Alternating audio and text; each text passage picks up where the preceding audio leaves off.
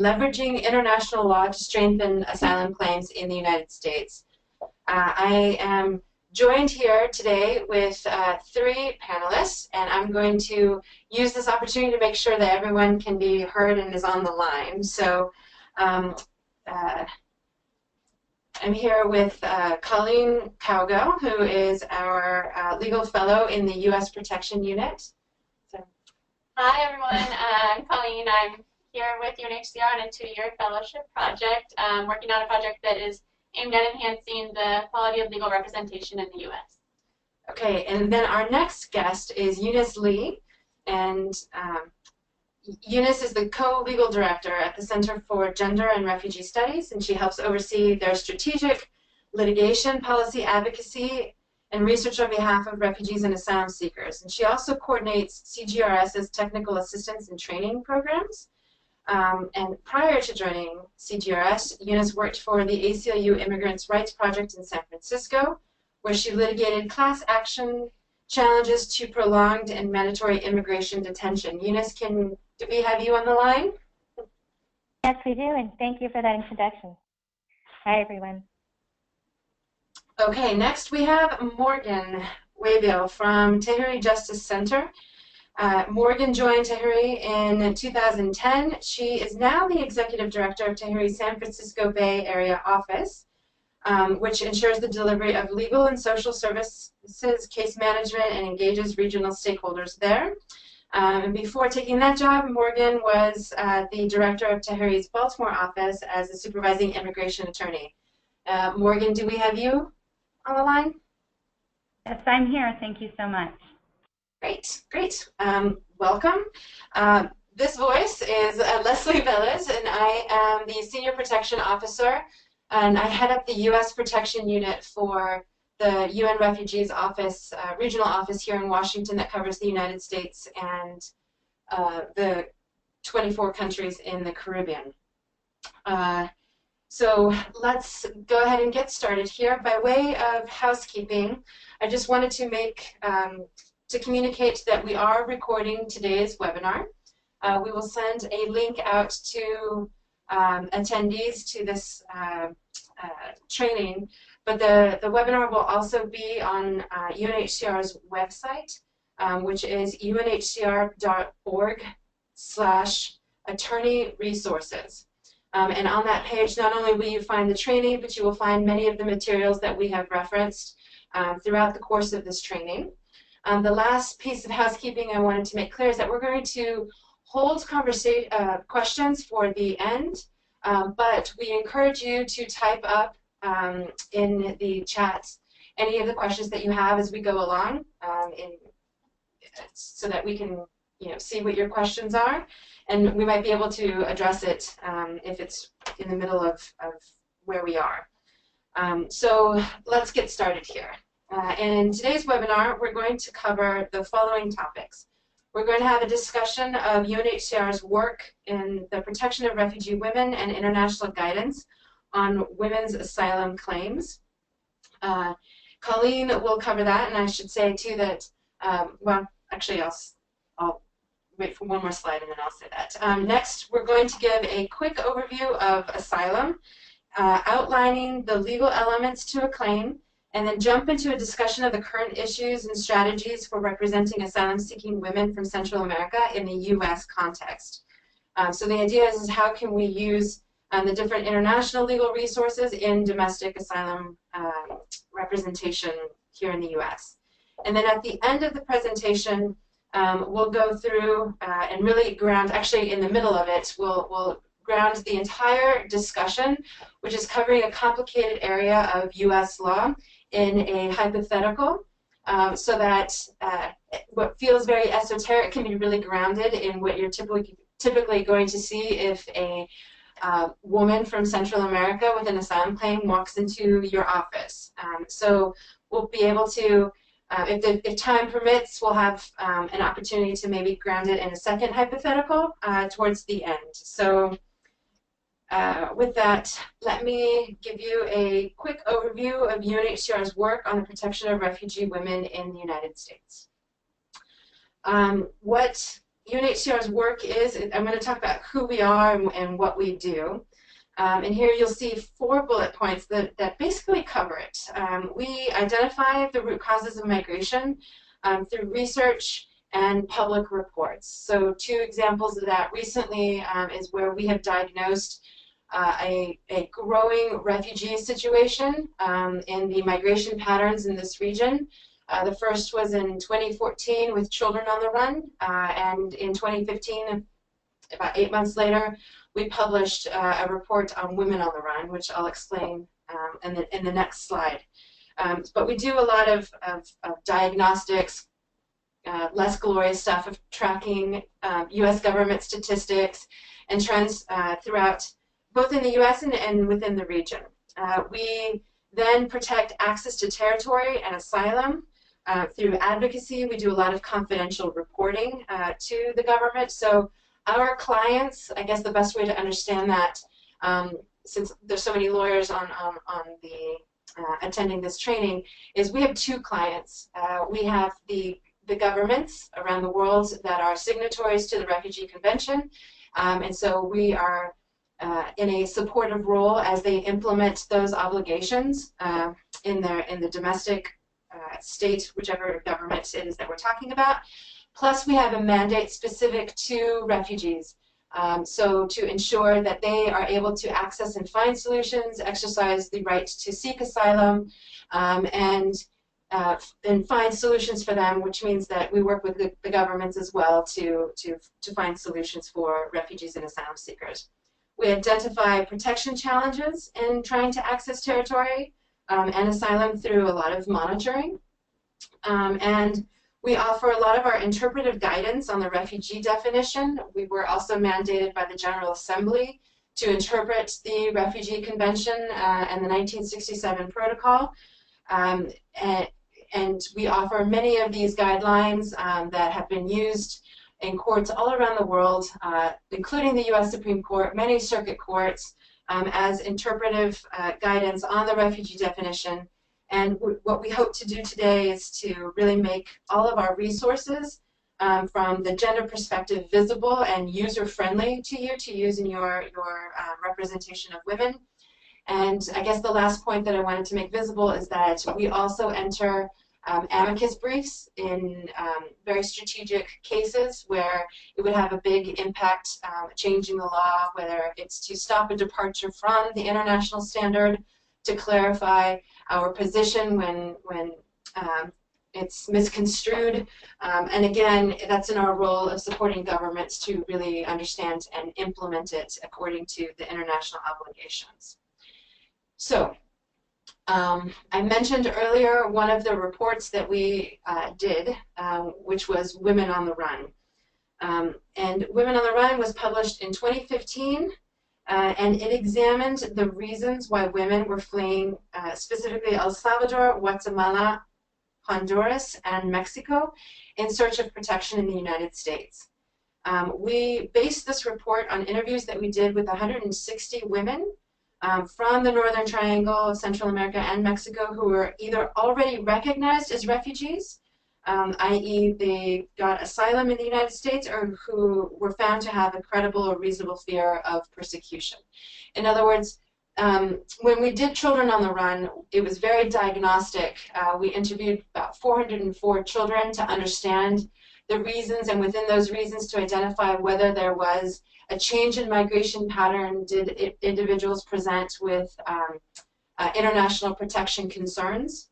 And what we did differently in 2015 with Women on the Run was to take only those cases. It was 160 women who had already been recognized in the United States, already granted relief, or had been screened in by the U.S. government as, in other words, they all had been found to have some kind of protection concern. Many of them were already protected, but we wanted to make very visible what the reasons were that they were fleeing, and breathe life into the kinds of stories. That report captures a lot of the stories and really shed a great lens on the challenges before women in this region. And So beyond the stories in the first person narrative, we looked at so many of the quotes, of their quotes in that report. I encourage you to read it. But some of our key findings across the board were notable. So we found that 64% of the women that we interviewed, again, that had already been screened in by US government authorities, they had described being the direct targets, they were directly targeted with threats and attacks by members of criminal armed groups. For many of the women that we interviewed, the increasing violence from criminal armed groups occurred alongside repeated physical and sexual violence at home. So it was really compounded environments of violence that these women had been suffering. And in addition, of the 60% of the women that we interviewed who had actually reported their incidents to the police, all of them had stated that they received inadequate protection or no protection at all from government authorities. And so there's a lot of rich details and tidbits in that report. And not only is it an interesting read, but we also encourage you to consider this report as evidence of country conditions before U.S. courts and adjudication tribunals in the U.S. Okay, at this point, I am going to hand it over to Colleen, our colleague who is a legal fellow who is with UNHCR's U.S. Protection Unit for 2 years with a specific project of actually translating the many resources UNHCR has into American English and to make it very useful for lawyers in the U.S. context to be able to leverage them and find them quickly. And so this is one of many different topics that she has covered and has helped us move this initiative forward. So all of the attorney resources that you can find at unhcr.org is a direct product of her efforts and time with us during her 2-year fellowship. So I'm going to hand it over to her to talk about the relevance of international law in U.S. courts and the available guidance that UNHCR has put forward on women's asylum claims. Colleen? Great, thanks, Leslie. So before we go into what guidance is available, I just wanted to quickly lay the framework for why international law is important and relevant in the U.S. context. U.S. obligations under international refugee law stem from the 1951 Convention relating to the status of refugees and the 1967 Protocol. The U.S. acceded to the Protocol in 1968. The Protocol binds parties to comply with the substantive provisions of the 1951 Convention. Therefore, by acceding to the Protocol, the U.S. has committed itself to comply with its provisions and provide effective protection to refugees, including the principle of non-refoulement, which is really the cornerstone of international refugee law and is the prohibition against returning a refugee or asylum seeker to a territory where they face persecution or a real risk of serious harm. And in addition to acceding to the Protocol, the U.S. has also made clear its intention to comply with international refugee law through domestic law. The 1980 Refugee Act was implemented with the express intent of bringing the U.S. into compliance with the 1967 Protocol, as recognized by the Supreme Court in the case Cardozo-Fonseca. All this to say that the Refugee Act should be interpreted and implemented in a manner that's consistent with both the Convention and the Protocol. So to assist with proper interpretation and implementation of these instruments, UNHCR has created extensive guidance for states and adjudicators. This includes the Handbook on Procedures and Criteria for Determining Refugee Status, UNHCR's Guidelines on International Protection, UNHCR's Eligibility Guidelines, and UNHCR Reports. All of these resources were created to assist lawyers and adjudicators with proper interpretation of the refugee definition, and they can also all be used and cited in U.S. courts. On this slide, I've also included how U.S. courts have used UNHCR guidance in the past. Courts have looked to UNHCR guidance to interpret specific legal questions, such as what constitutes persecution, or how to define and interpret the term membership in a particular social group. Courts have also looked to UNHCR reports in examining conditions in the asylum seeker's country of origin. UNHCR's reports can and should be submitted with an asylum claim to provide the adjudicator with background information and context about the human rights and refugee protection situation in the applicant's country of origin. So as Leslie had just talked about, the report Women on the Run can be submitted with a claim from Central America to demonstrate the conditions women are fleeing in the Northern Triangle and Mexico. Focusing on resources relevant to women's claims, in 2002, UNHCR issued the first guidelines on international protection. These guidelines focus on gender-related persecution. The gender guidelines offer substantive and procedural guidance on interpretation of the refugee definition from a gender perspective. This includes discussion of how to conduct the well-founded fear analysis from a gender perspective, including gender-specific forms of persecution such as female genital mutilation, domestic violence, and sexual violence. The gender guidelines also examine each of the convention grounds, which are race, nationality, religion, particular social group, and political opinion, from a gender perspective, offering guidance on how gender and sex can constitute a particular social group, as well as how a woman's view of gender roles can constitute a political opinion. UNHCR also issued separate guidance titled the Guidelines on Protection of Refugee Women. These guidelines discuss specific protection issues, problems, and risks faced by refugee women. The guidelines recommend that asylum adjudicators, prior to deciding a gender-related claim, become familiar with the status and experiences of women in the country from which the asylum seeker has fled. Here I've pulled out a few issues discussed in the guidelines that officers should be aware of and that may be relevant to include when you're preparing a case. This includes the position of women before the law, including their standing in court, the right to lay a complaint and give evidence, divorce and custody law, and the right to own property. Should also cover the political rights of women, including the right to vote, to hold office, and to belong to a political party. The social and economic rights of women, including the right to marry the person of her choice, the right to an education, a career, and a job, or other activities, the status of a widow or divorcee, and the freedom of dress. And lastly, the incidence of reported violence against women, the forms it takes, such as sexual assaults, honor killings, and bride burnings, and protection available to women and the sanctions or penalties on those who perpetrate the violence. And lastly, the consequences that a woman may encounter on her return in light of the circumstances described in her claim. So the last resource I want to highlight is UNHCR's eligibility guidelines. UNHCR's eligibility guidelines provide legal interpretations to assist decision makers and private practitioners in assessing the international protection needs of asylum seekers. As relevant here, UNHCR recently issued guidelines for El Salvador and Honduras that discuss certain risk profiles of individuals who may qualify for protection. I pulled out a few quotes from the guidelines that are relevant to today's topic and could be used to support a claim from El Salvador or Honduras. These quotes, I won't go through and read them all, but they touch on conditions women face in these countries and could be used to provide the adjudicator with background information and context about the situation and conditions women face in these countries. The eligibility guidelines for El Salvador and Honduras also identify what they refer to as a risk profile of individuals who may be eligible for refugee protection.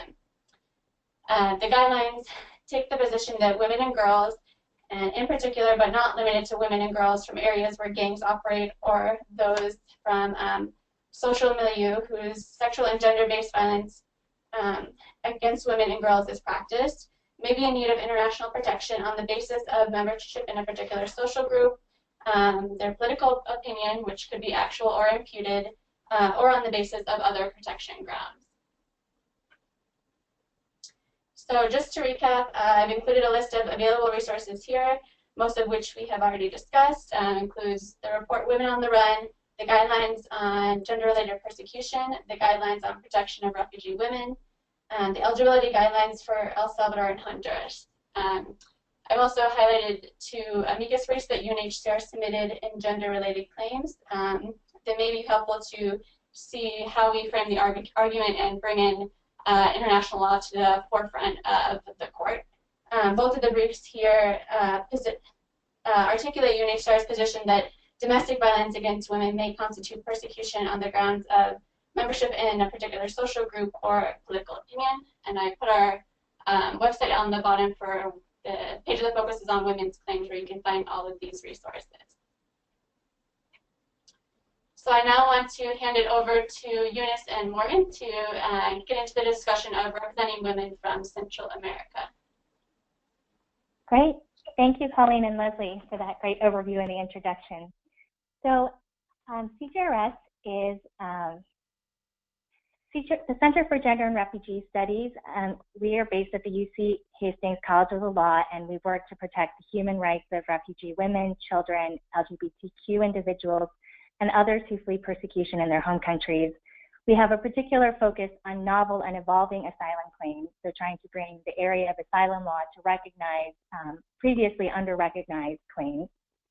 And much of our work currently centers on Central American women and children's cases, including those involving gang violence. And we do maintain a very extensive library of litigation support materials, including model briefs, sample motions, global expert declarations, as well as a database of asylum decisions and records.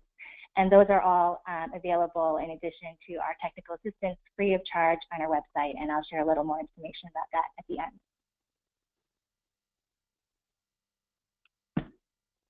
And this is Morgan. And with that, I think, yes. Oh, go ahead. I'll briefly introduce the Tahirih. You're going to cover. Briefly introduce the Tahirih Justice Center. As you can see, we're a national organization with offices in 4 different locations. We primarily focus on protection of immigrant women and girls who are standing up to different forms of gender-based violence, including female genital mutilation or cutting, honor crimes, forced and child marriage, human trafficking, and domestic violence, amongst others. Last year alone, we litigated about 972 cases across the country, and about 60% of those were from Latin America. So a lot of our client population falls within this area as well. So to give some context to the law that Eunice is going to be walking us through, we have a hypothetical that I will just highlight briefly so that we can use it in order to really ground the legal analysis and make things more concrete as we walk through each of the legal elements. So let me introduce you to Clara, who is a 16-year-old girl from Guatemala. She's mom. She was unable to attend school, but her brothers were able to attend school. When she was 13 years old, so still quite young, a gang member in her town, who was 19 at the time, named Mauricio, targeted Clara and raped her while she was working. From that point on, he viewed her as his own, and then as they began a relationship, she started to become victim to a lot of controlling behavior, some domestic violence. He used language to call her stupid and put her down. He also referred to her as dirty and an Indio. And when Clara stood up to him to assert her rights, to say that she didn't believe that she ought to be treated this way, Mauricio harmed her. He eventually left to go to the United States, but not without setting his gang member associates to observe and monitor and watch Clara, and he additionally called her regularly to tell her that she still belonged to him. So please keep Clara's story in mind as we go through these legal elements, and we'll be using this to illustrate how the asylum law will play out in an individual's life and context. So with that, I'll hand it over to Eunice to give more background on asylum law. Great. So I'm just going to do a very quick overview of the key asylum elements, which are listed here on this slide. So an applicant for asylum, in order to qualify as a refugee, has to show either past persecution or well-founded fear of future persecution. There's a few elements there within that phrase. Persecution has to entail a level of harm that's sufficiently severe to rise to the level of persecution. And there either has to be persecution in the past, or there has to be a well-founded fear of future persecution, which the Supreme Court has defined as being met with a 1 in 10 chance of the harm you fear coming to pass. In addition to persecution, the persecution, well-founded fear, and past persecution, there has to be nexus to a protected ground. So the harm feared or suffered has to be on account of one of the 5 grounds of race, religion, nationality, membership in a particular social group, or political opinion. And we'll talk a little bit more shortly about what each of those means, particularly in a gender claim context. In addition, the harm has to be committed either by the government or a government actor or somebody that the government is unable or unwilling to control.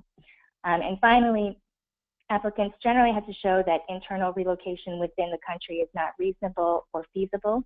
And there are various bars to eligibility, statutory bars under U.S. law that the applicant has to show do not apply. For example, persecutor of others bar is a common one. So in order to prove the case for these different elements, I think briefly went over what each of them meant. But for persecution, you really have to demonstrate the level of harm and how serious it is. The courts have said, and generally it's recognized, that mere harassment doesn't qualify, but harm can be, it doesn't have to just be physical harm. It can be emotional, psychological, or severe threats as well can rise to the level of harm. Protected ground. For protected ground, you first have to establish the ground, that the ground is cognizable. This is particularly tricky with particular social group claims. It's a little bit more straightforward with the other claims, but still with some blurred boundaries. But as we'll discuss, the proper approach really is to take an expansive view of each of the protected grounds. And once you establish that that ground exists, you then have to show that the ground applies to the applicant. So the applicant is either a member of the particular social group, or they have a political opinion imputed to them. Nexus, to prove the case on nexus, again, this is the linkage between the harm feared or suffered and the protected ground. You have to really show, in the US at least, you have to show the motivation of the persecutor. That's slightly different from the international approach, which looks to a couple different aspects to establish nexus, but under US case law and US statute, you do have to look from the perspective of the persecutor. And that requires showing that the protected ground is at least one central reason for the harm. The things that are helpful to establish this are statements from the abuser that, refer to the woman as his property, call her perhaps gendered names, use gendered swear words, or say things like, I can do what I want with you, you're my woman, etc. And nexus can be established either with direct or circumstantial evidence. To show that the government is unable or unwilling to protect, in the case of harm by a private actor, it helps to show the prevalence and level of violence as well as impunity within the law enforcement system in the country. So very low prosecution rates, for example. Oftentimes the government or opposing counsel will point to the existence of favorable laws on the books, but you can still establish the government was unable or unwilling if in practice those laws were not enforced. And finally, for relocation, the relocation has to be safe and reasonable. So to establish inability to relocate, there are a few things you can show. One, that it wouldn't be possible to relocate without the persecutor finding her, but also that it wouldn't be reasonable because of her age, because of health issues she has, because of language restrictions, or general civil strife makes it dangerous to relocate. And those can all help establish those core elements. So under U.S. law, there are five, or under general, the refugee definition itself, as well as U.S. law interpretations of that, there's 5 statutory grounds. Political opinion has to be read broadly and construed broadly. It doesn't have to be limited to something like membership in a political party or being an opposition leader. Political opinion can encompass deeply held beliefs about the way society should function or what the role of government is, or relevant to women's claims, it can encompass beliefs about women's equality or feminism. There's a Third Circuit case, Fatim v. INS, that very clearly said that the court had little doubt that feminism would qualify as a political opinion. And there's other favorable case law on that as well.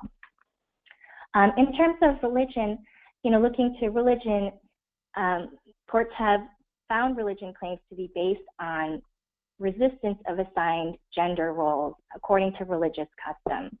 So matter of SA is a case that involves resistance of a young girl to the restrictive religious gender norms imposed upon her by her family, and the court found that to be the basis of a religion claim.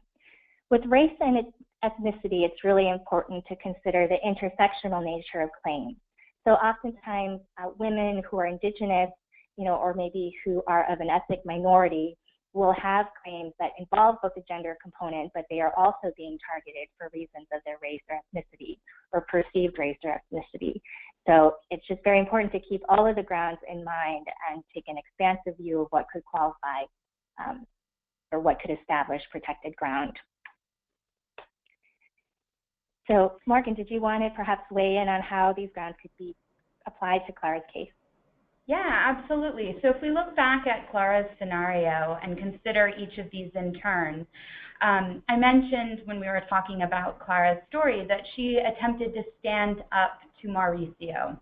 If there is evidence that after she stood up to him and tried to assert her rights, he attacked her or persecuted her or targeted her even further, then that could form grounds to articulate a political opinion claim in Clara's case. If we're looking at religion, we don't have a lot of information in Clara's story about what her religious background is, but imagine for a moment that Clara was a member of a Christian youth group, and perhaps Mauricio overheard her preaching to this Christian youth group or talking about their beliefs and her opinion that gang activities were very anti-God or against God's will, and then he targeted her to rape her. That could form the basis or some grounds to assert a religious-based claim. And then finally, under race and ethnicity, we know that Mauricio used derogatory racial slurs like calling her dirty and Indio when he was attacking her or verbally assaulting her. And so those could also create some grounds for Clara to make a race or ethnic claim. And I should say that in asylum law, really the best practice is to assert any colorable grounds that you can in a case, and to do all of them that you can see there, because you actually never know what's going to resonate with the adjudicator. I've often been surprised by what I thought was a less strong ground being the one that the adjudicator chose in order to grant an asylum case. So I like to explain it by saying it's like throwing spaghetti to the wall and seeing what sticks. Any colorable claim that you can see, you'll want to go ahead and assert. Great, thank you, Martin. Yeah, and I completely agree. Always consider all of the grounds, and even within a ground, multiple facets or multiple PSGs. Speaking of which, particular social group is probably, by far the most convoluted aspect, or I think ranks up there at least, perhaps with Nexus, but one of the most complicated and convoluted aspects of U.S. asylum law. In the United States, the Board of Immigration Appeals has said that particular social group, in order for a particular social group to be cognizable, it has to meet 3 requirements. The first is that the group has to be rooted in an immutable or fundamental characteristic. So in matter of Acosta, the Board of Immigration Appeals defined that as a characteristic that is either beyond the power of an individual to change or is so fundamental to individual identity or conscience that it should not be required to be changed. So this immutable fundamental nature element, the court came up with this test by looking at the other grounds and seeing what it was that those grounds shared to shape what the particular social group inquiry should be rooted in.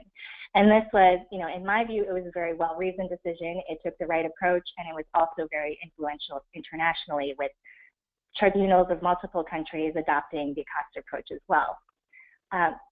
Unfortunately, despite having taken, the right tack in Acosta, in recent years, the BIA has added on 2 additional requirements, which are social distinction and particularity. So for some time in the case law, it was a bit in flux whether these were required or not, but the board has clarified that they are required under its interpretation, and that all 3 of these factors have to be met in order for a particular group to be cognizable. So what is social distinction? Social distinction concerns whether a group is perceived as a group by society or a particular segment of, subsegment of society. It has to be recognized. It doesn't require on-site visibility, so the BIA has clarified that it doesn't mean that the group has to be ocularly visible on-site, but there has to be a recognition in society that the group exists. The board has given a bit of instruction on what could qualify or what sort of evidence could help show that. Higher incidence of violence against group members, discrimination and harassment of group members, and laws that address the group in some way can all help shape or help show social distinction. Particularity, it's been noted by commentators in the case law that there is a fair amount of overlap with particularity. So, you know, the terrain of this is shifting, but the board has characterized particularity in terms of having to have a group be defined by characteristics that, quote, provide a clear benchmark for determining who falls in the group. So, in other words, there have to be discrete and definable boundaries, and terms commonly, the way you show this is generally that there's terms commonly understood to define the group, and it's clear to tell who is in the group and who's not. The board has said that this could be evidenced by commonly accepted definitions of terms, social, cultural, and legal constructs of the group, and it has also cited to police refusal to intervene because of group status. So Morgan, how would you use the facts of Clara's case to come up with a social group that would meet these requirements? Yeah, so I think we'd look first for some of those immutable characteristics. And we know that Clara was young when she was singled out or targeted. We know that she's mom and Indigenous, so that's another element that she can't control or change.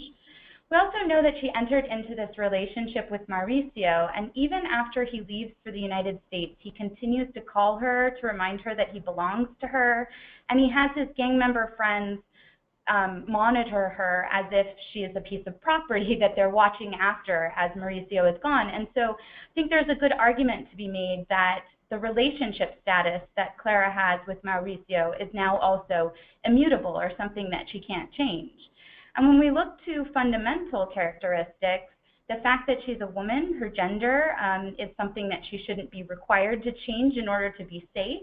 And if we did have that element of her religious background, or we knew about her religion, that might also be one of those fundamental characteristics that's so essential to Clara's identity that she ought not have to change that in order to be safe.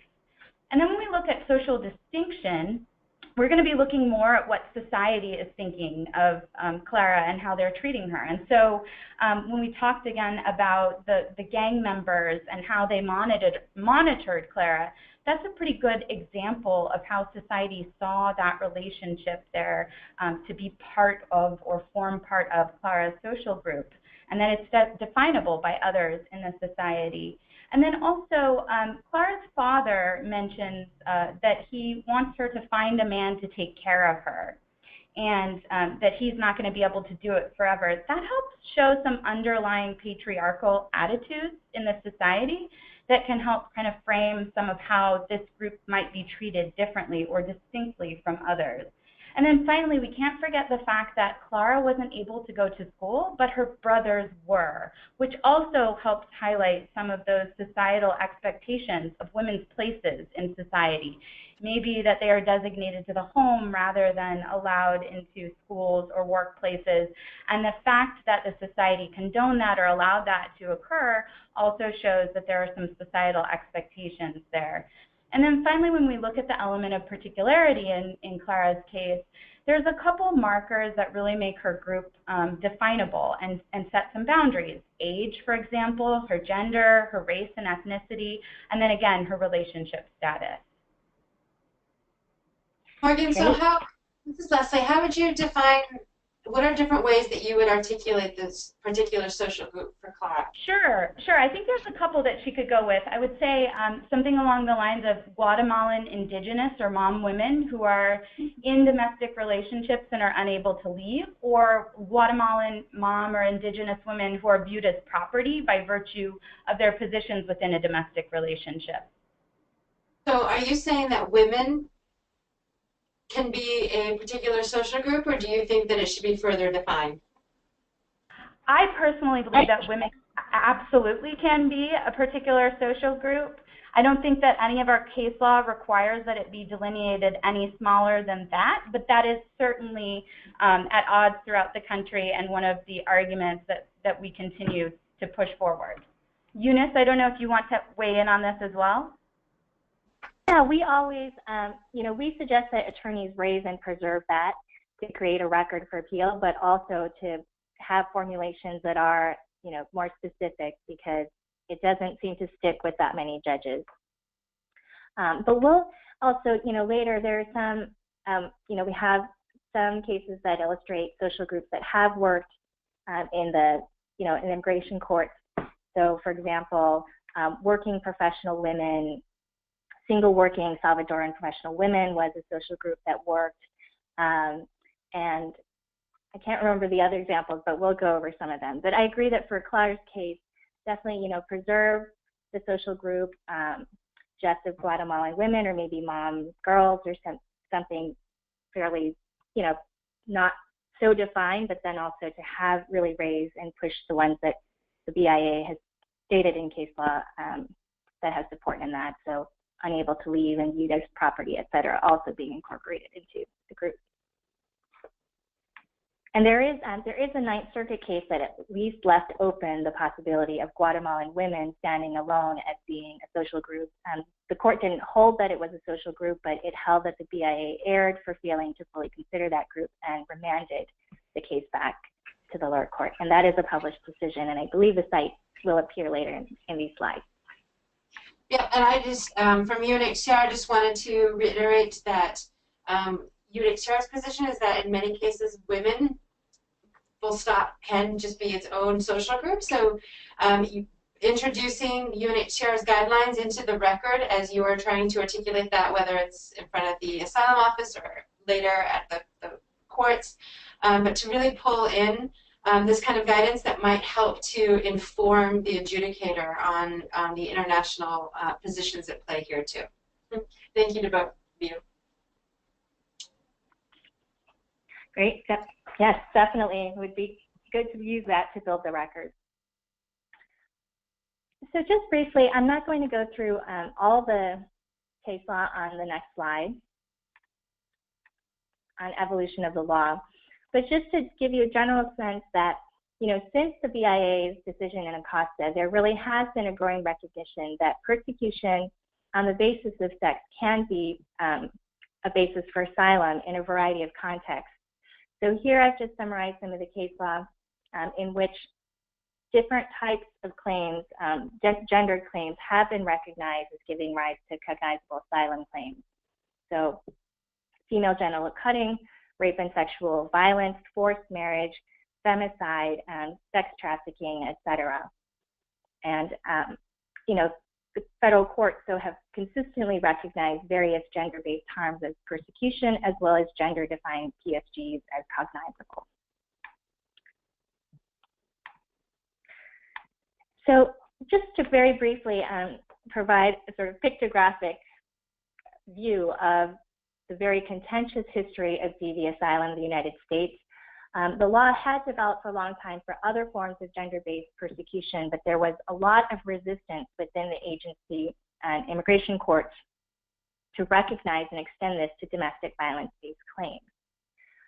However, in 2014, finally, we did have a published precedent decision after a lot of intervention happened in previous cases, resulting in no published decision for a matter of 15 years between when the court first decided, when the BIA first decided the matter of RA case, which was eventually withdrawn, and then, a huge gap in the case law until 2014. So that case, next slide, please. In that case, a married Guatemalan woman had suffered extreme violence and death threats from her husband. She had attempted to leave him 3 times, but each time he found her, tracked her down, and threatened to kill her. She sought protection from the police, who refused to get involved because it was a private domestic issue and a marital relationship. They just didn't want to have, anything to do with the situation. And the BIA finally, in 2014, held that domestic violence can be the basis for asylum. And its precise holding was that the particular social group of married women in Guatemala who are unable to leave their relationship is cognizable. It meets the requirements of immutability, social distinction, and particularity. It was, however, next slide, please. It was a landmark decision and a huge, important advance in the asylum law for women's claims, but the decision did leave several issues open. So some key issues, including nexus, and also key issues around the contours of the group and the way that it should be applied to different fact scenarios. So I guess, the first question that was raised after ARCG that courts and practitioners started to grapple with is, does ARCG extend to women fleeing domestic violence in countries other than Guatemala? And in ARCG, the court had really looked at evidence, country conditions evidence of the culture of machismo in Guatemala, the rates of domestic violence throughout the country, the low rates of prosecution, things like that, or had said that evidence of that sort could help establish the PSG. So I don't know. Morgan, do you have thoughts? What have you seen? Yeah, we've been successful in applying ARCG in lots of different contexts to different countries. And I would encourage folks, where you are facing kind of issues with country conditions, to think about country conditions expert witnesses, connecting with CGRS to get referrals for those.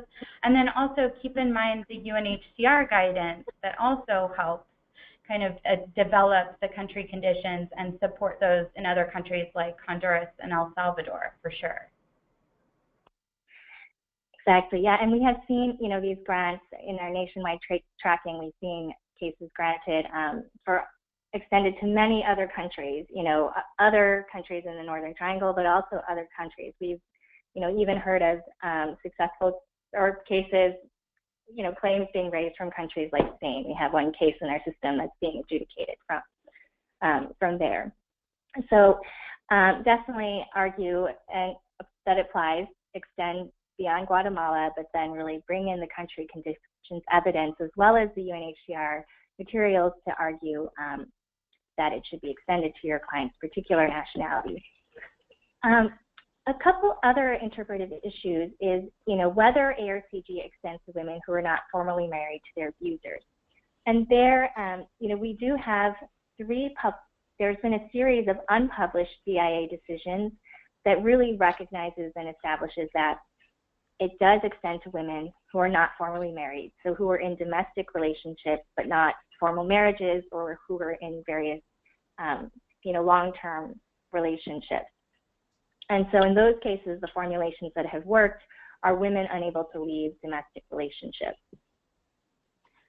Another issue that comes up with post-ARCG interpretation is whether or not a woman is able to leave her relationship. So recall again, Morgan, explained in formulating the PSG that inability to leave helps establish the immutability of the group.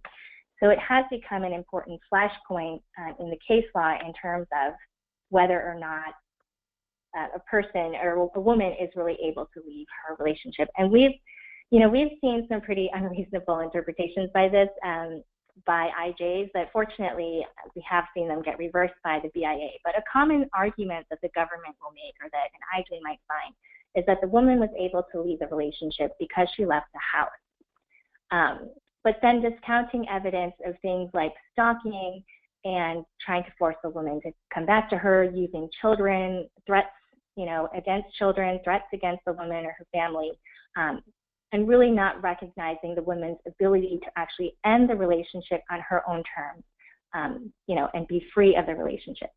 So in those situations, I think it's really important to build a record. If you have a client who was living apart from her partner for a while, perhaps she was in hiding, or perhaps there's just a period of time where they weren't in a domestic space together, that, there's still a very strong argument and a lot of forms of evidence that you can show to me that she was still unable to leave the relationship. And I don't know, Morgan, if you have a particular case example of that, or some patterns you've seen at Tahirih of the sorts of facts or adjudications that happen on that precise point. On the inability to leave the relationship, yeah, absolutely. It comes up in kind of almost every one of our cases. And even if we're looking at Clara's example, right, she continues to get calls from him even though he's physically separated himself by going to the United States. He continues to call her on the phone and remind her that she belongs to him as if she's his property. And then he also has his gang member friends stalk her, right? So there's really no recognition of kind of any means to escape or distance herself from that relationship. Great. I think that's precisely right. So, she has a very strong argument that she is unable to leave. So another issue that comes up often in these cases is the nexus issue of whether, whether domestic violence on account of a woman is on account of the social group or if it's just personal. So fortunately, we've seen some improvements in that area. It used to be that we would see IJ adjudications that would conclude something like, okay, well, the woman's abuser beat her when he was drunk. And so there was no nexus. He wasn't beating her because she was a woman or because of her social group. It was just that he was drunk and he didn't know what he was doing, and that was not on account of protected ground.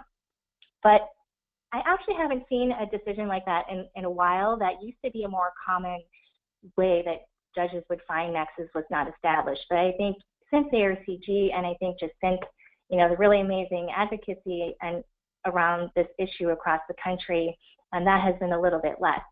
But we still, there still are instances where, they'll say there'll be ties to financial motives or things like that, where either immigration judges or trial counsel will try to point to other reasons. But it's just very important to show, we went over the different types of evidence that can establish nexus. So really to show both direct and circumstantial evidence of that.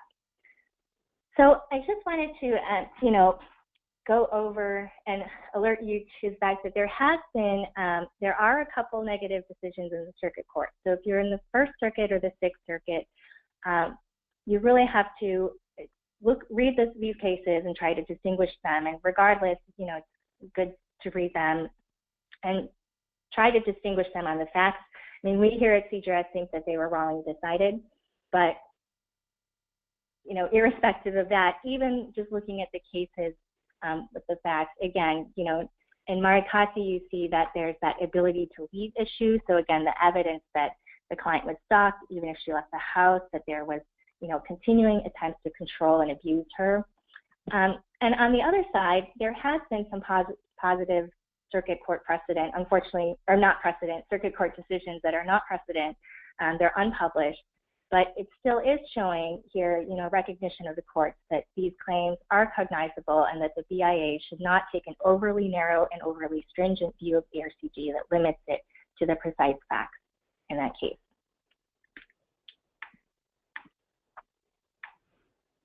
So we went over this a little bit with Clara's case, but just generally, the post-ARCG approach that works well, that IJs have been accepting, and that sort of flows logically from the framework that the BIA set up in ARCG, is to really think about defining the particular social group around gender, nationality, relationship status, and other mutable characteristics.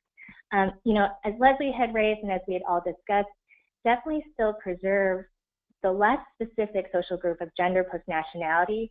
We do think that's the right approach, and we want to see the case law move in that direction. But, IJs are not very likely to grant on that basis alone. So if you have, push other PSG formulations as well. And this is a formulation that has been working well for domestic violence cases in the asylum office and with the immigration courts. So, married women in country X who are unable to leave their relationship, women in domestic relationships unable to leave, and then another one, women who are viewed as property by virtue of their positions within a domestic relationship. And that one comes actually from a DHS brief filed in the case Matter of LR, which was a previous BIA case before ARCG, and the government took the view, an official position that this formulation was a cognizable social group or a DV claim of a woman, in that case from Mexico. So consider all three of these formulations, and then also consider PFGs that can be rooted in ethnicity, the partner status, and fundamental beliefs, etc.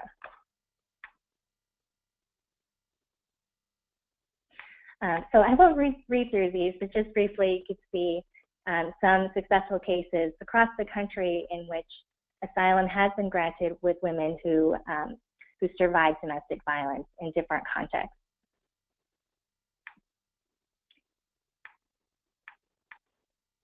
Next slide.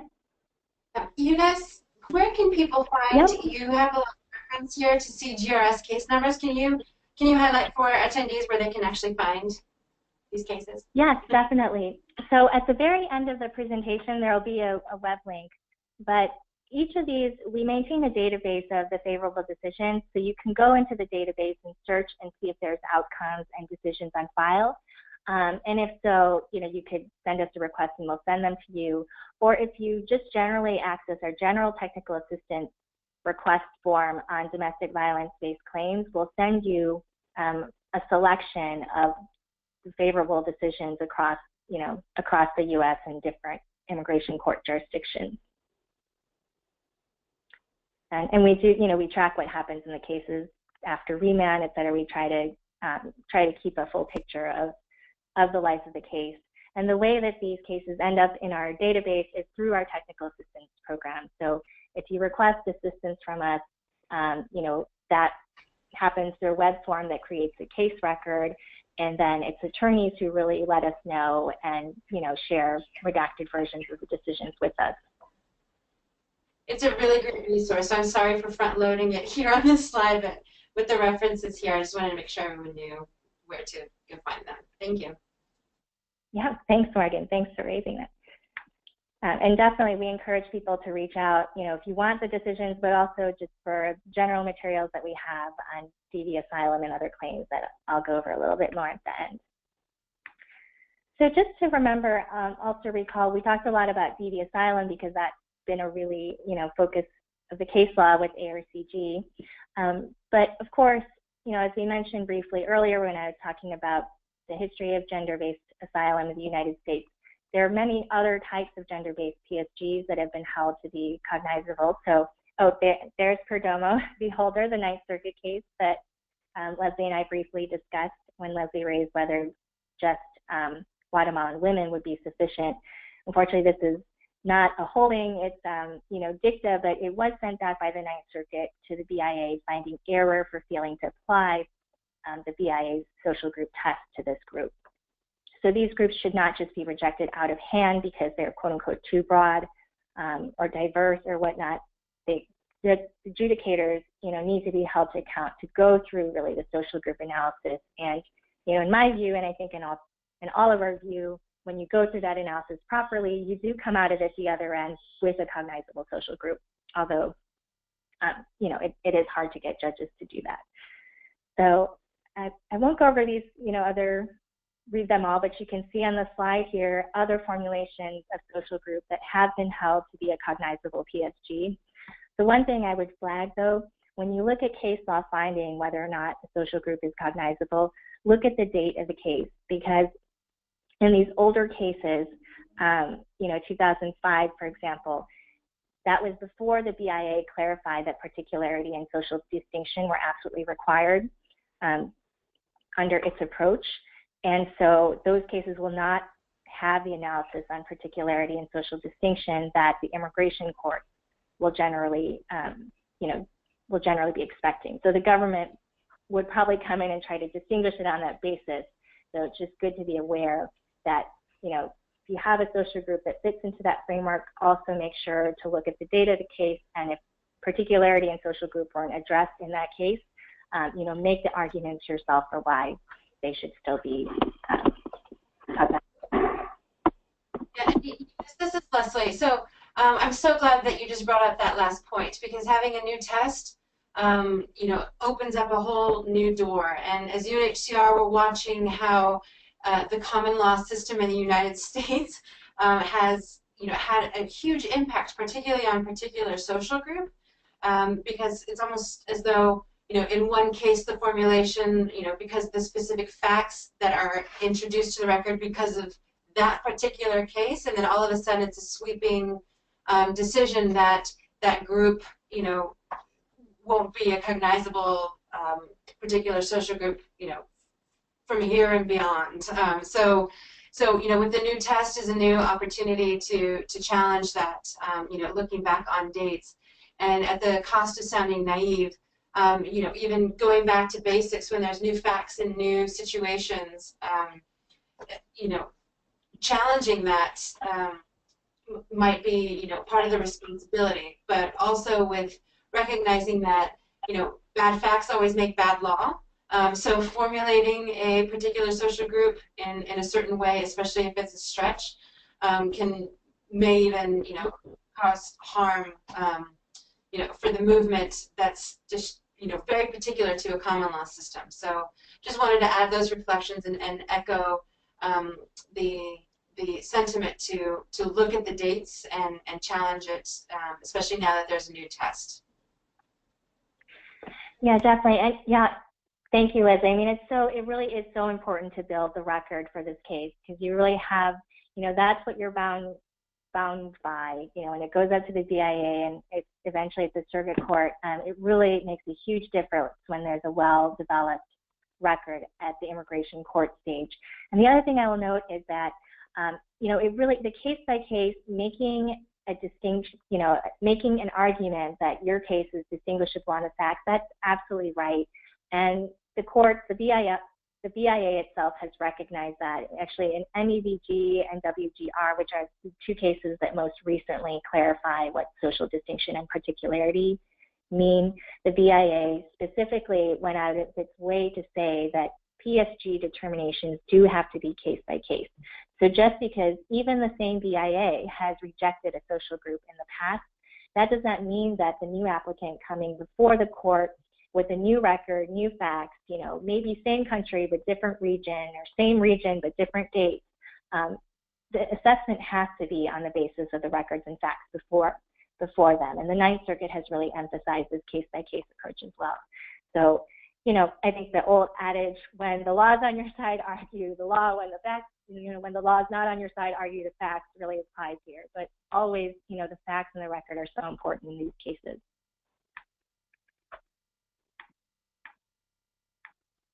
So just briefly, also some sites here to also remind folks, of course, to keep in mind the other protected grounds. So we talked a lot about particular social group because of the direction of the case law, but these other grounds, there absolutely is a tie very often between gender-based harm and the other protected grounds of political opinion, again, religion, ethnicity, etc. And Morgan very helpfully went through that with Claudia's case, how there really can be multiple harms that are tied to the gender-based violence that's in the facts of the case.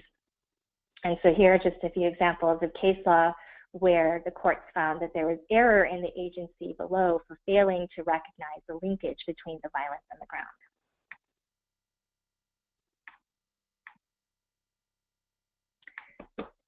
And finally, just a last note on demonstrating failure of state protection. So again here, if your persecutor is a state actor, then pretty easy. That's done. That suffices to show failure of state protection. When it's the state itself, a government official, police officer, military, sometimes paramilitary, if you can make the argument, link it to the state, that suffices. But if the persecutor is a private actor, without these deep ties to the state, or who's not a state authority figure, then you do have to show that the government, the home government, is either unable or unwilling to protect the person.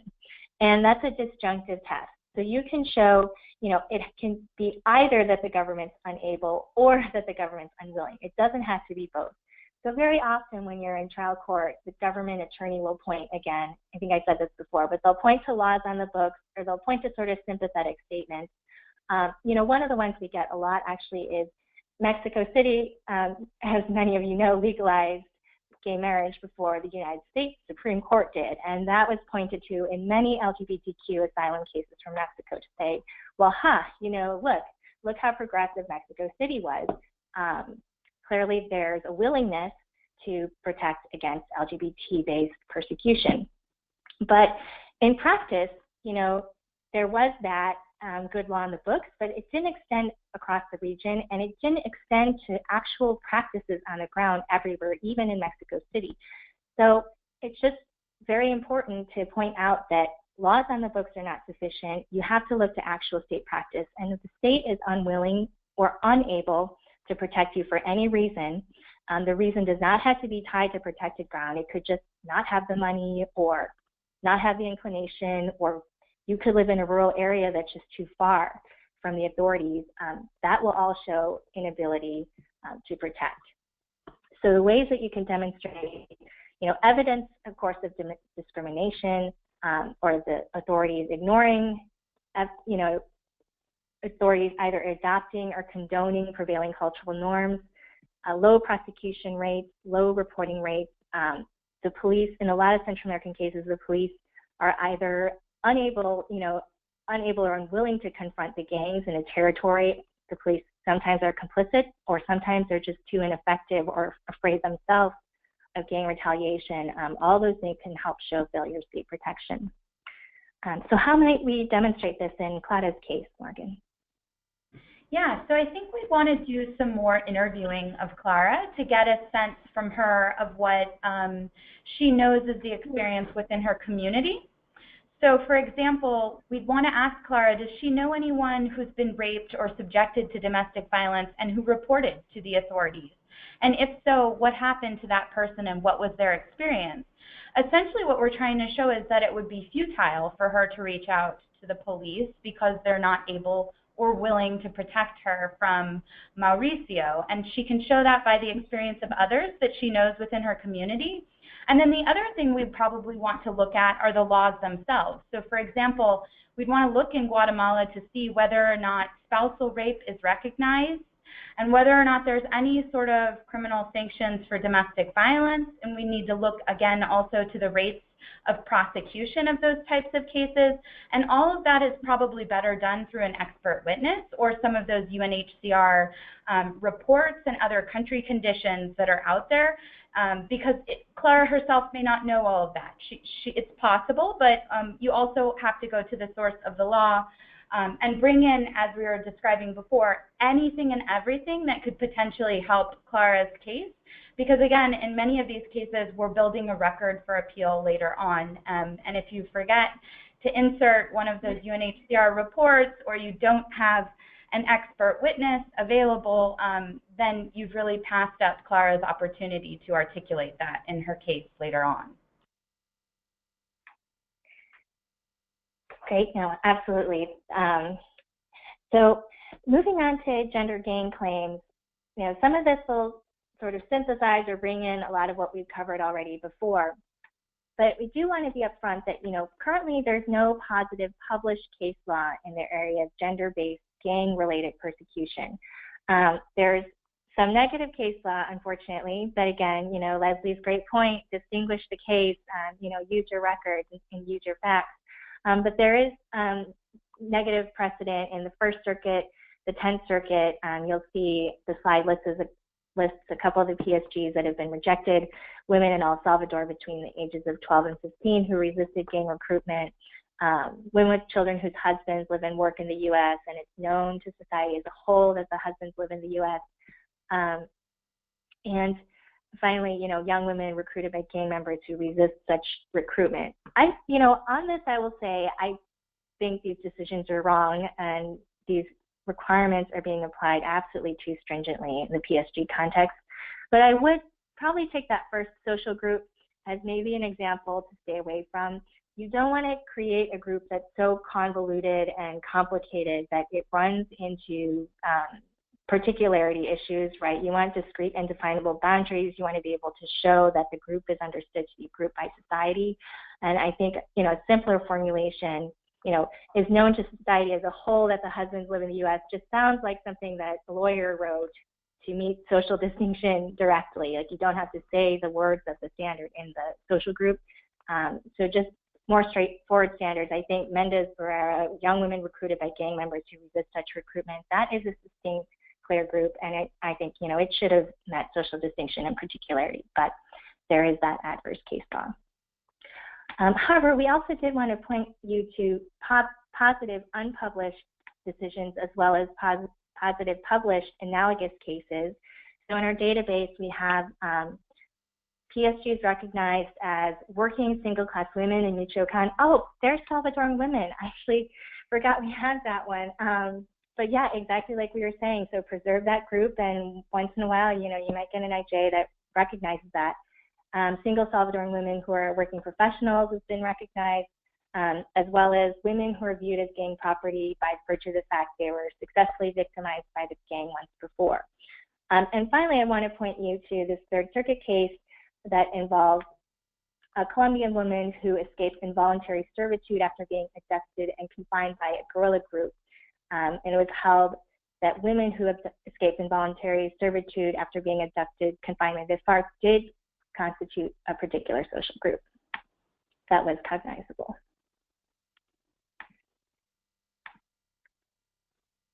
So the PSG approach for gender gang claims can be, you know, pretty similar to the PSG approach in general that we would advise and what we've seen working in the courts and asylum offices. Nationality, gender, childhood youth status. Recall, you know, Morgan really emphasized that these are all immutable and went through why they would suffice for particularity and social distinction as well. Again, Perdomo v. Holder, preserve just the Guatemalan women ground, even if you want to present other grounds as well. And finally, we want to note, you know, there is good PSG law on LGBTQ individuals, and so there's good precedent on that, and those claims have been succeeding. And there is, of course, you know, a lot of facts in the record to show that women and LGBTQ individuals are targeted by gangs and are disproportionately at risk from them. So I think we already kind of did how Clara's PSG would be formulated, but I don't know, Morgan, if you had other thoughts on that. Just one quick last thought, which is in line with some of the context of this slide is, you know, we don't know a ton about Clara's father, but we do know that he was kind of encouraging her to find a man to take care of her. Maybe he was a little bit absentee, and Clara might be able to formulate a social group based on some lack of parental protection, or that could be an additional ground that you would want to explore further with her and get kind of more context on to see if we could add that into the mix of social groups. But again, I think this slide is a perfect example of where Clara would be articulating young women in Guatemala or young mom women from Guatemala as other grounds. Great, and just, you know, one note I want to say on that, Morgan, I'm glad you raised, you know, this child abuse to screen for that. Definitely screen for those issues, for what happened as a child. You know, often your client will start with a narrative that starts very recently in the recent past of why, you know, she left Guatemala, you know, a year ago, or hopefully less than a year if you haven't filed your asylum filing yet. But, you know, it also, and often they won't disclose what happened to them in childhood, but those facts are still relevant, and they can tie in together, you know, into social group claim. For example, if she was targeted by gangs because she was young, you know, female, and didn't have effective parental protection, and that's the same reason that she was abused as a child by her uncle, you know, having had, it helps you meet your burden to show, for example, past persecution that would give you a presumption of well-founded fear of future persecution. So the facts that happen in childhood can both overlap with the claim that you're trying to make, or it could just be a different claim based on a different social group or a different ground. And in those cases, especially when harm happens to children, there is very favorable case law as well as good UNHCR guidance on children's claims and how they have to be treated via child-sensitive standards. And so I would just briefly would urge anybody, you know, to screen for their clients for child abuse or harm as a child, and then if there's severe harm that happens to the child, definitely raise and make a humanitarian asylum claim. And that is, a type of claim where you can get asylum based on past persecution alone, if it was sufficiently severe, or if you would face other serious harm if you were to go back. And so I'm glad, and thank you, Morgan, for mentioning that. And please, keep the childhood claims both independent and related in mind. And finally, just again, to remind you, of course, always to consider all 5 of the protected grounds whenever you're assessing the facts of the case. So in the gang context, this means both considering other PSGs. I listed 3 here where there is circuit court case law that is favorable to these particular social groups based on family membership, nuclear family or family ties, being a witness to a crime or providing testimony against the gang, as well as PSG based on opposition, refusal to join. There is mixed case law on that and a lot of bad precedent on that, but there's also good precedent, particularly in the Ninth Circuit, on why those claims should be recognized for those particular social groups.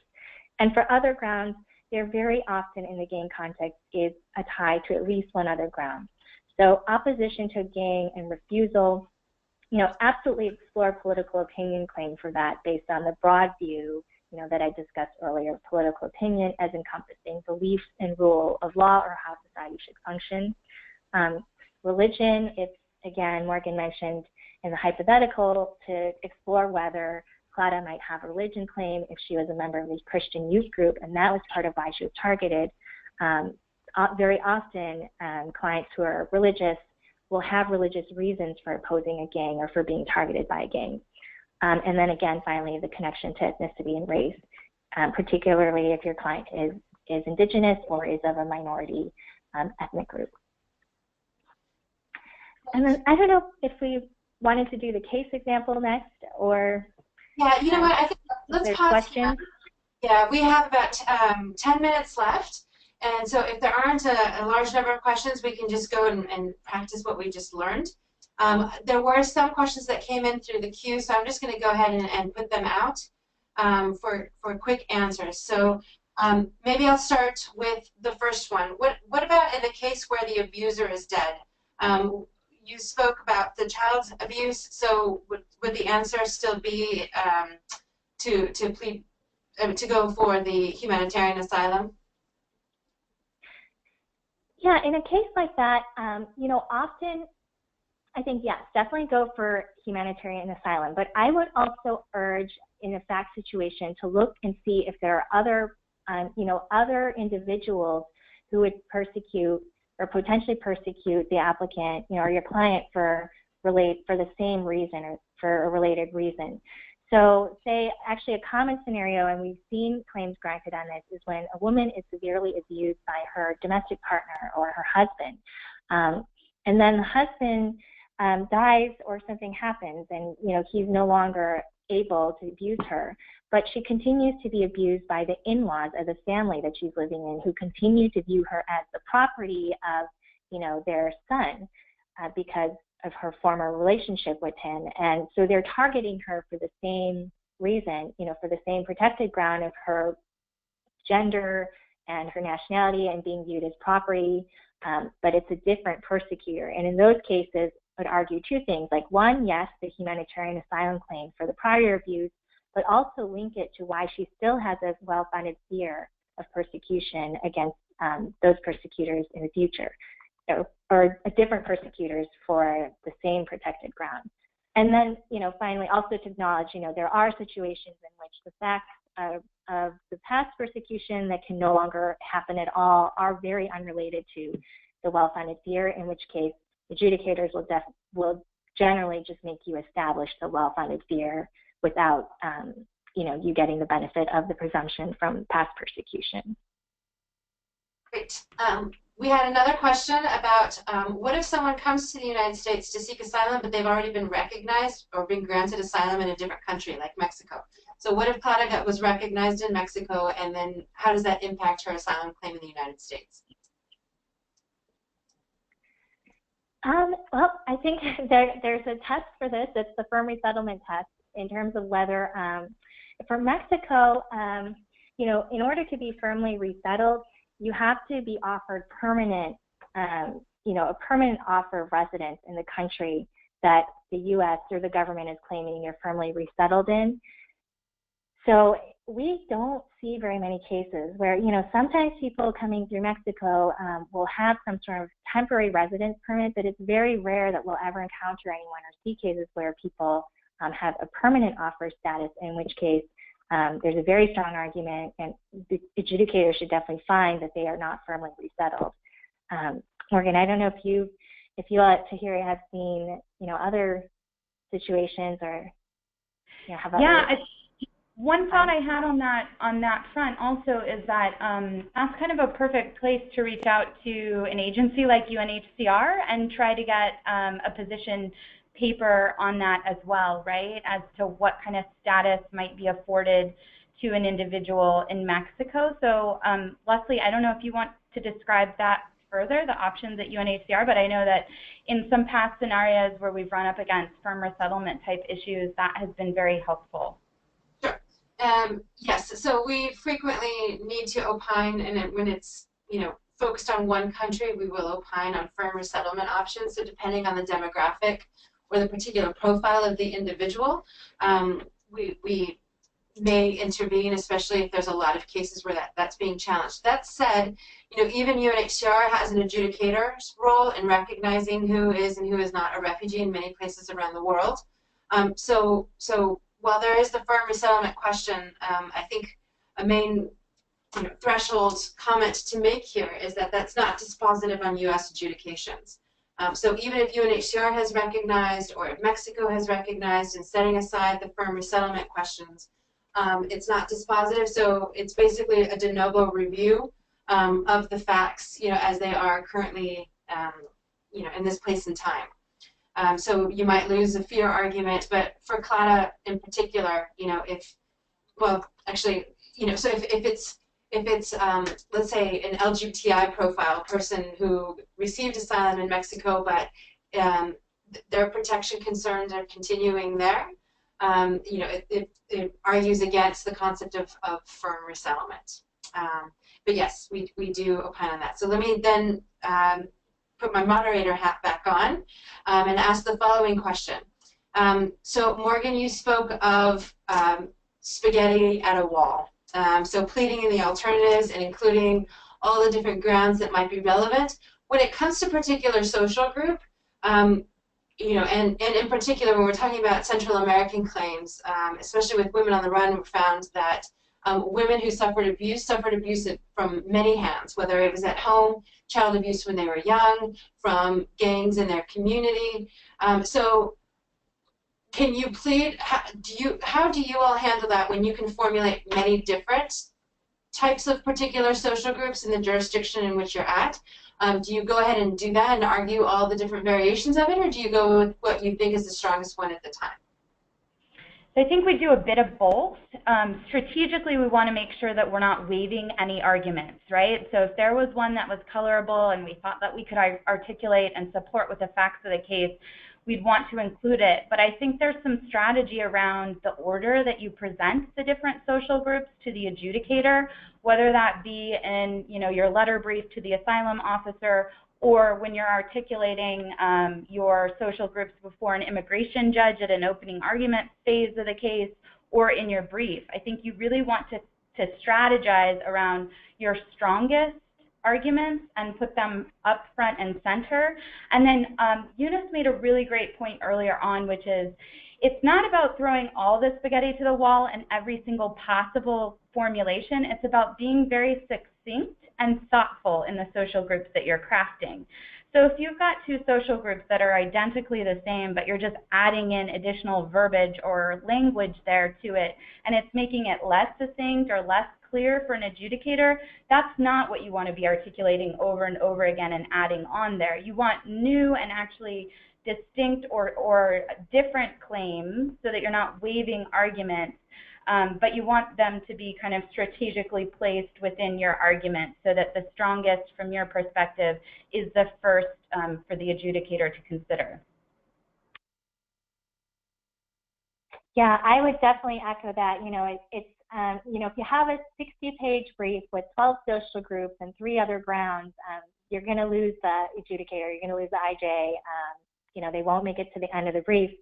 And also, one strategy is to really focus on the few strongest, the 2 or 3 strongest, or maybe 3 or 4, and then to preserve the rest of them kind of as alternate formulations in footnotes, or to brief 2 together to sort of explain why they would both work together. For example, you might have one in, woman in a domestic relationship unable to leave, woman viewed as property by her partner. You might want to preserve both for the facts of the case, but you can kind of argue them together so that the brief doesn't become too redundant.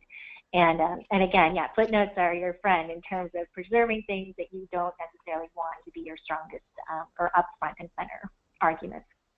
Great, thank you, ladies. Next question is, what are your best sources to document that there are low prosecution rates for domestic violence or other crimes in the countries that individuals are fleeing? So let's. I'm going to do a little. Oh, I was just going to say, we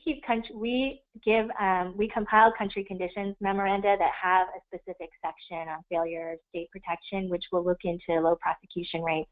But you can look, on the websites of the countries, Human Rights Watch reports, State Department reports often will say, will often mention things like low prosecution rates. Oftentimes they don't, even if they're there, so definitely don't rely just on those. But news reports, articles, human rights reports, and again, if you access our our technical assistance, we do have a lot of country conditions materials that we share.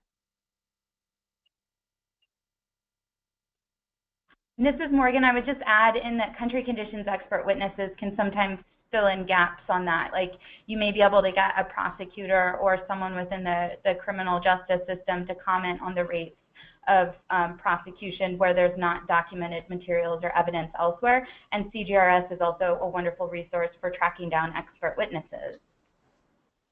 That's true. That's another feature of our TA. So I haven't pitched our TA often enough. There's the 7th pitch. We do have global expert declarations on file for various types of claims, including gender-based violence in Guatemala, El Salvador, Honduras, and a bunch of others. So, but definitely, experts are really great. It can be hard to find an expert, they're often, the good ones are inundated with requests, but if you have a large gap in evidence or proof in your case, it really can be critical to fill that gap to have an expert speak directly and give their expert opinion on that issue.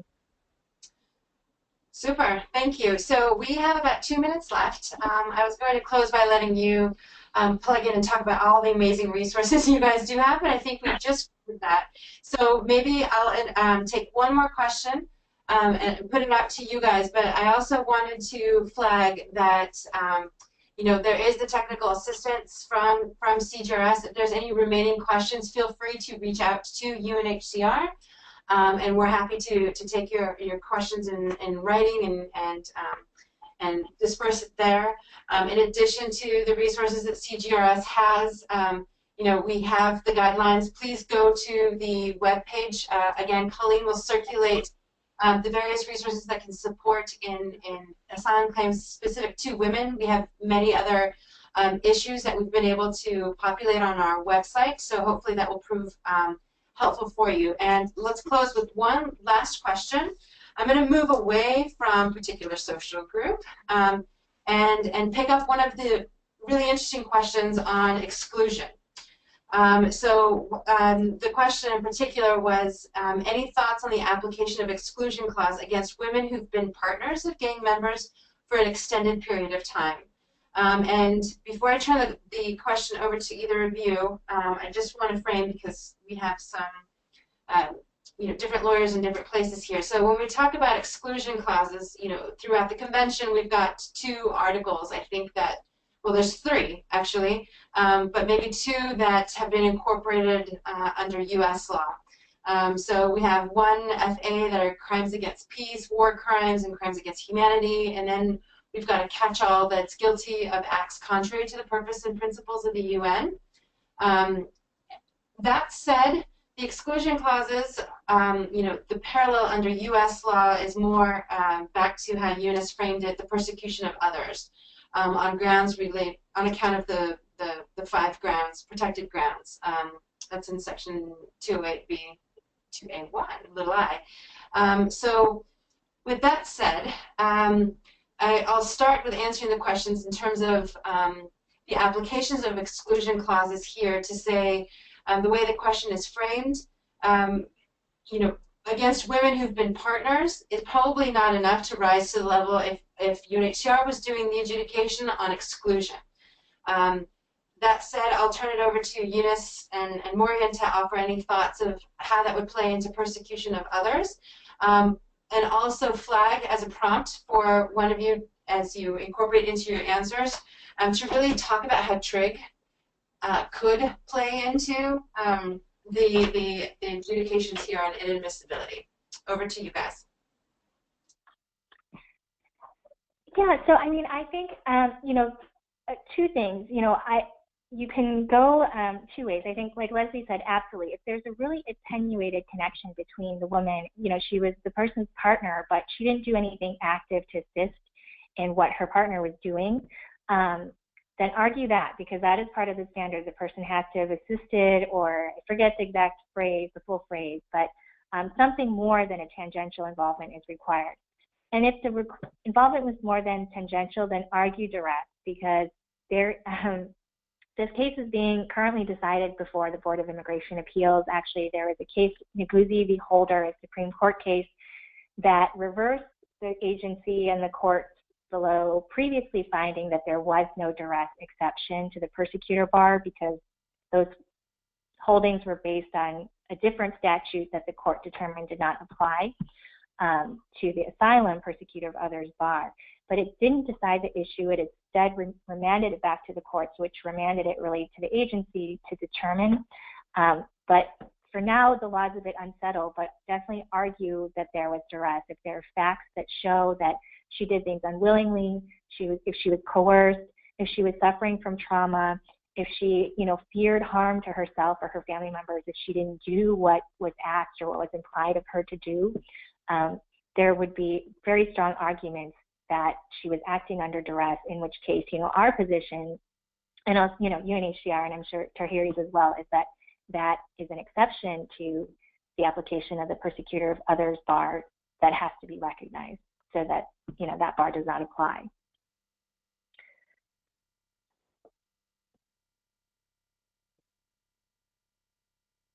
Sorry, I couldn't get myself unmuted. Yes, so long as the duress exception still exists, yeah, agreed. Okay, so we are a couple minutes over time, so let me conclude by thanking you very much. UNHCR has been very honored to be able to participate in this training with you, Morgan, with you, Eunice. Thanks for all of the work that you have done and the resources available. And a special note of thanks to Colleen, who's been able to pull these trainings. Again, I encourage you to go to unhcr.org/attorney resources, where you will find thematic pages there. We'll follow up with a quick Survey Monkey so that you can provide any feedback that you might have so we can improve our trainings. And in the meantime, if we were not able to get to your question, feel free to reach out in the many ways that we've put out there. So thank you very, very much to everyone. Yes, thank you, Eunice and Yes. Morgan. Thank you.